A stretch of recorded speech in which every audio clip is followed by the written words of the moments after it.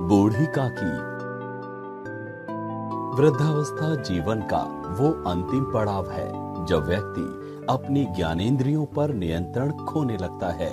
बूढ़ी काकी में जीभ के स्वाद के सिवाय और कोई इच्छा शेष न थी। जब बाजार से कोई वस्तु आती और उन्हें ना दी जाती तो वे बच्चों के समान जोर जोर से रोने लगती थी।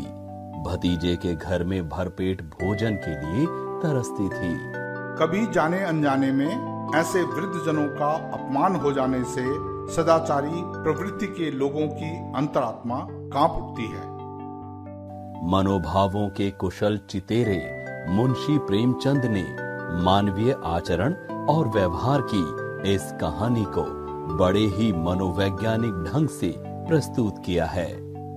जिसे आप स्वयं पसंद नहीं करते उसे दूसरों पर मत थोपिए। कन्फ्यूशियस। उनके पतिदेव को स्वर्ग सिधारे बहुत वक्त बीत चुका था। बेटे तरुण होकर चल बसे थे। अब एक भतीजे के सिवाय और कोई न था। उसी भतीजे के नाम उन्होंने अपनी सारी संपत्ति लिख दी। भतीजे ने सारी संपत्ति लिखवाते समय खूब लंबे चौड़े वादे किए, किंतु वे सब वादे केवल कुली डिपो के दलालों के दिखाए हुए सब्जबाग थे। यद्यपि उस संपत्ति की वार्षिक आय 150-200 रुपए से कम न थी, तथापि बूढ़ी काकी को पेट भर भोजन भी कठिनाई से मिलता था। इसमें उनके भतीजे पंडित बुद्धिराम का अपराध था अथवा उनकी अर्धांगिनी श्रीमती रूपा का। इसका निर्णय करना सहज नहीं। बुद्धिराम कभी कभी विचारते कि इसी संपत्ति के कारण वे इस समय भले मानुष बने बैठे हैं। यदि मौखिक आश्वासन और सूखी सहानुभूति से स्थिति में सुधार हो सकता हो तो उन्हें कदाचित कोई आपत्ति न होती, परंतु विशेष व्यय का भय उनकी सुचेष्टा को दबाए रखता था। यहाँ तक कि यदि द्वार पर कोई भला आदमी बैठा होता और बूढ़ी काकी उस समय अपना राग अलापने लगती तो वे आग बबूला हो जाते और घर में आकर उन्हें जोर से डांटते। लड़कों को बुढ़ों से स्वाभाविक विद्वेष होता ही है और फिर जब माता पिता का ये रंग देखते तो वे बूढ़ी काकी को और सताया करते।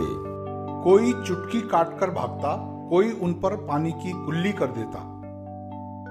काकी चीख मार कर रोती, परंतु ये बात प्रसिद्ध थी कि वे केवल खाने के लिए रोती हैं। अतएव उनके संताप और आर्तनाद पर कोई ध्यान नहीं देता था। हाँ, काकी क्रोधातुर होकर बच्चों को गालियां देने लगती तो रूपा घटना स्थल पर आ पहुंचती। संपूर्ण परिवार में यदि काकी से किसी को अनुराग था तो वो बुद्धिराम की छोटी लड़की लाडली थी।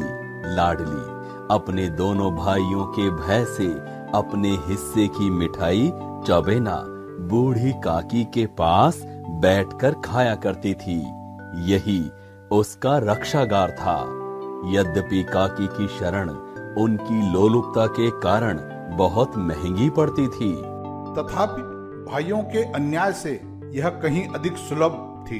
इसी स्वार्थानुकूलता ने उन दोनों में सहानुभूति का आरोपण कर दिया था। रात का समय था।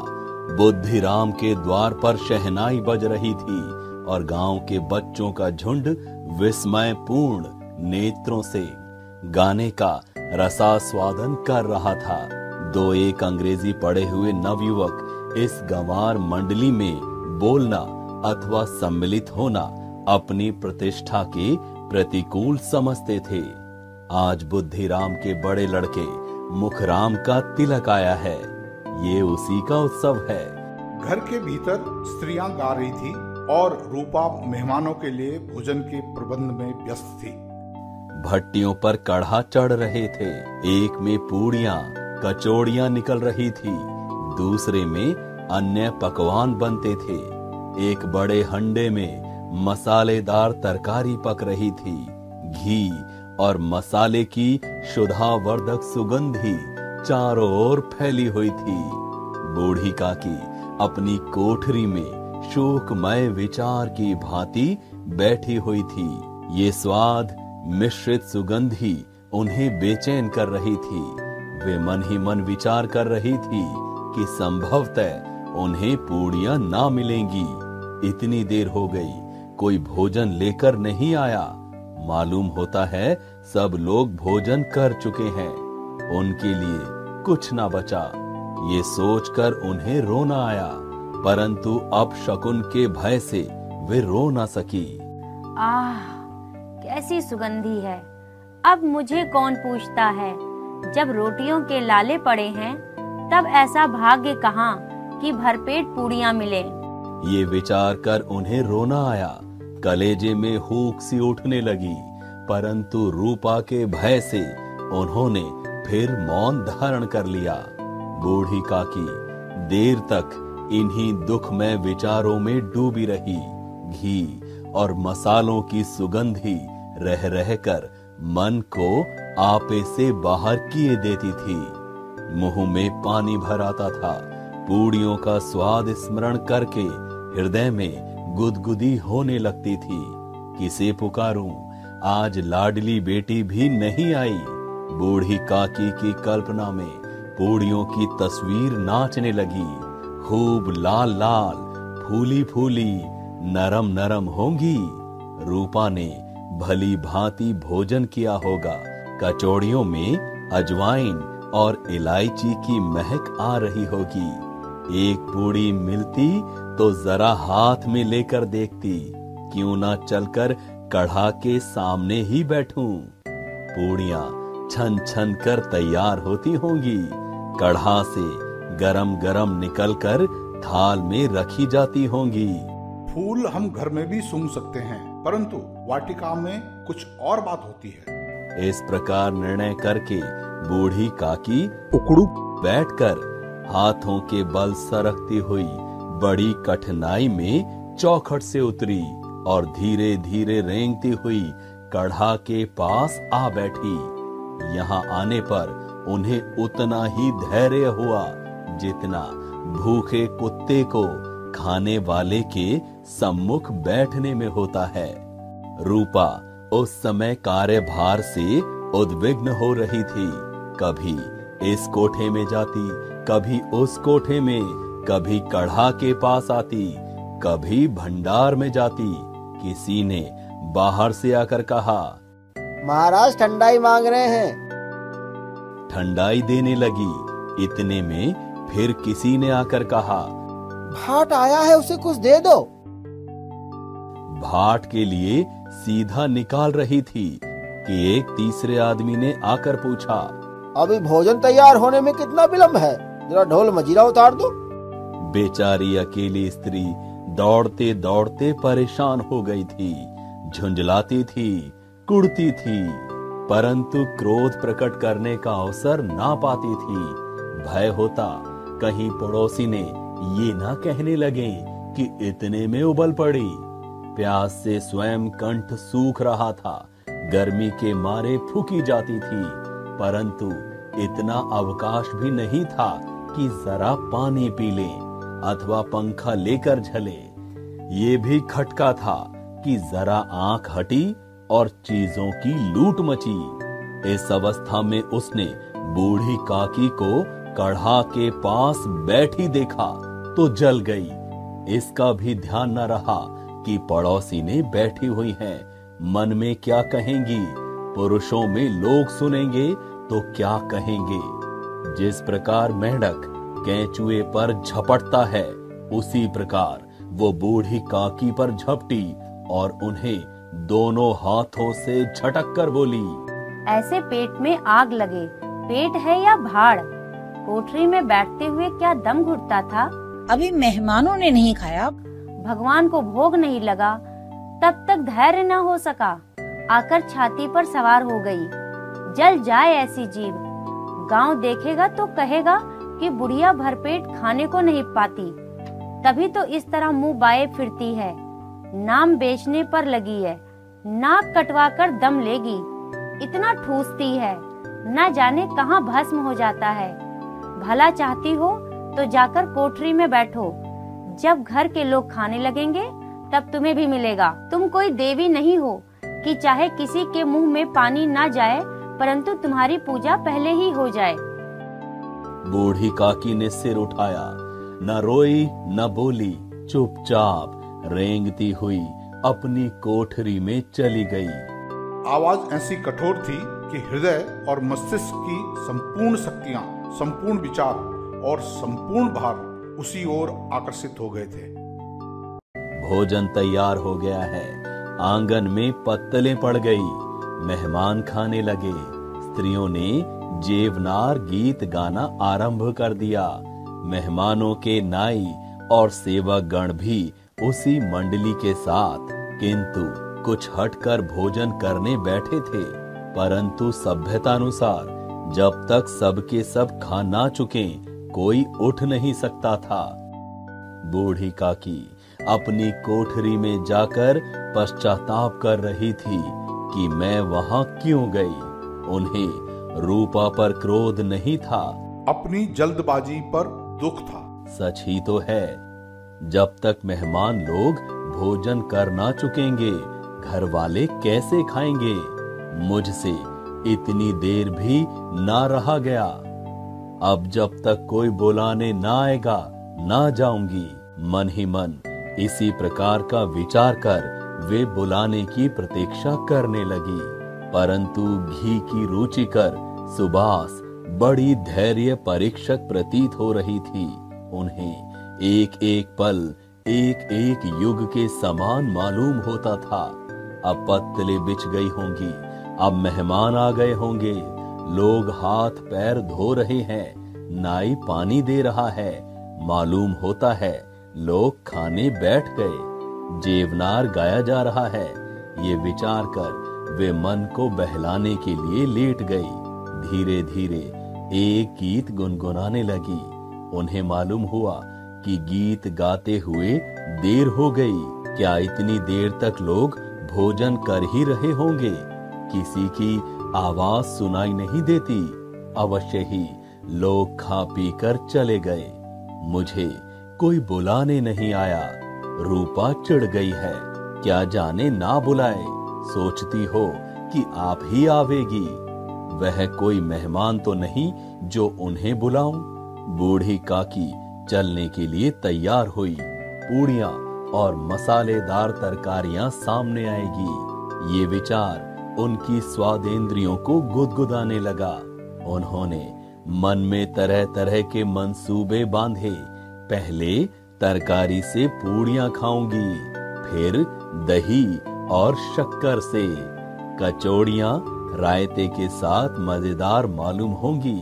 चाहे कोई बुरा माने, चाहे भला, मैं मांग मांग कर खाऊंगी। यही ना लोग कहेंगे कि इन्हें विचार नहीं। कहा करे, इतने दिन के बाद पूड़ियां मिल रही हैं, तो मुंह जूठा करके थोड़े ही उठ जाऊंगी। वे उकड़ू बैठकर हाथों के बल सरकती हुई आंगन में आई। परंतु हाय दुर्भाग्य, अभिलाषा ने अपने पुराने स्वभाव के अनुसार समय की मिथ्या कल्पना की थी। मेहमान मंडली अभी बैठी हुई थी। कोई खाकर उंगलियां चाटता था, कोई तिरछे नेत्रों से देखता था कि और लोग अभी खा रहे हैं या नहीं। कोई इस चिंता में था कि पत्तल पर पूड़ियां छूटी जाती हैं, किसी तरह इन्हें भीतर रख लेता। कोई दही खाकर जीभ चटकारता था, परंतु दूसरा दोना मांगते संकोच करता था कि इतने में बूढ़ी काकी रेंगती हुई उनके बीच में जा पहुंची। कई आदमी चौंक कर उठ खड़े हुए, पुकारने लगे, अरे यह बुढ़िया कौन है? यह कहां से आ गई? पंडित बुद्धिराम काकी को देखते ही क्रोध से तिल मिला उठे। पूड़ियों के थाल को जमीन पर पटक दिया और जिस प्रकार निर्दयी महाजन अपने किसी बेईमान और भगोड़े कर्जदार को देखते ही झपट कर उसका टेंटुआ पकड़ लेता है, उसी तरह लपक कर उन्होंने काकी के दोनों हाथ पकड़े और घसीटते हुए लाकर उन्हें अंधेरी कोठरी में धम से पटक दिया। मेहमानों ने भोजन किया, घर वालों ने भोजन किया, बाजे वाले धोबी आदि भी भोजन कर चुके, परंतु बूढ़ी काकी को किसी ने ना पूछा। बुद्धिराम और रूपा दोनों ही बूढ़ी काकी को उनकी निर्लज्जता के लिए दंड देने का निश्चय कर चुके थे। उनके बुढ़ापे पर, दीनता पर, हत ज्ञान पर किसी को करुणा ना आई थी। अकेली लाडली उनके लिए कुढ़ रही थी। लाडली को काकी से अत्यंत प्रेम था। जब उसके माता पिता ने काकी को निर्दयता से घसीटा तो लाडली का हृदय ऐंठ कर रह गया। वो झुंझला रही थी कि ये लोग काकी को बहुत सी पूड़ियां क्यों नहीं दे देते। क्या मेहमान सबकी सब खा जाएंगे? और यदि काकी ने मेहमानों के पहले खा लिया तो क्या बिगड़ जाएगा? वो काकी के पास जाकर उन्हें धैर्य देना चाहती थी, परंतु माता के भय से ना जाती थी। उसने अपने हिस्से की पूड़ियां बिल्कुल ना खाई थी। अपनी गुड़ियों की पिटारी में बंद कर रखी थी। उन पूड़ियों को काकी के पास ले जाना चाहती थी। उसका हृदय अधीर हो रहा था।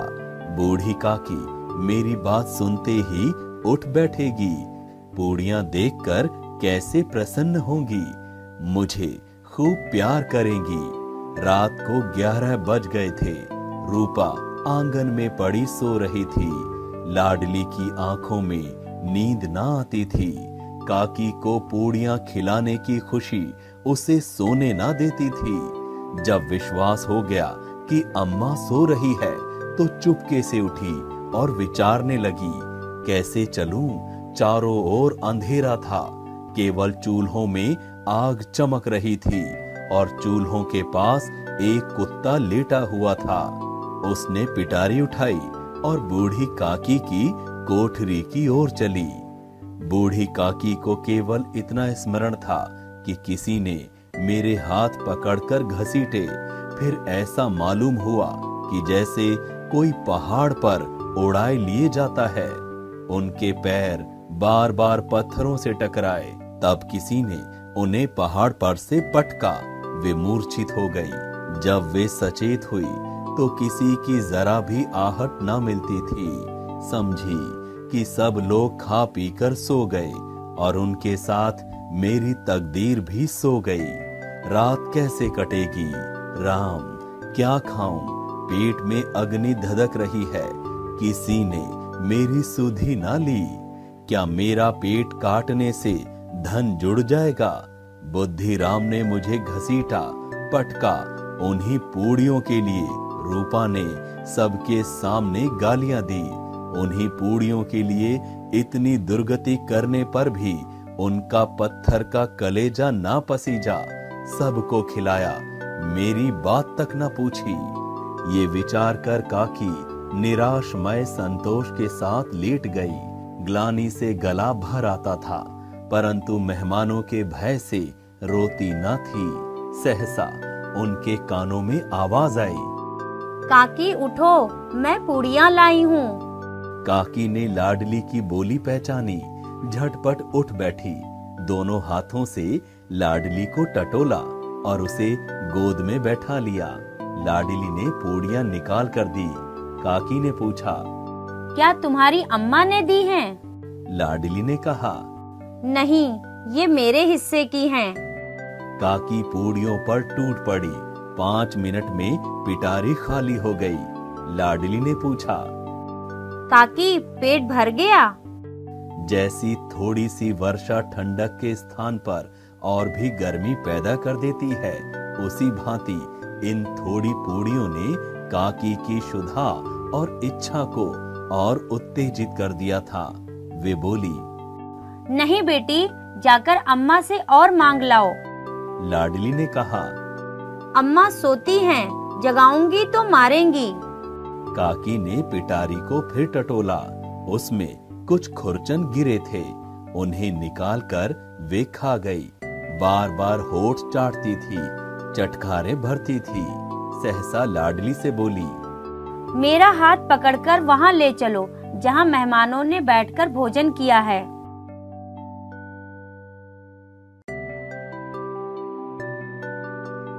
लाडली उनका अभिप्राय समझ ना सकी।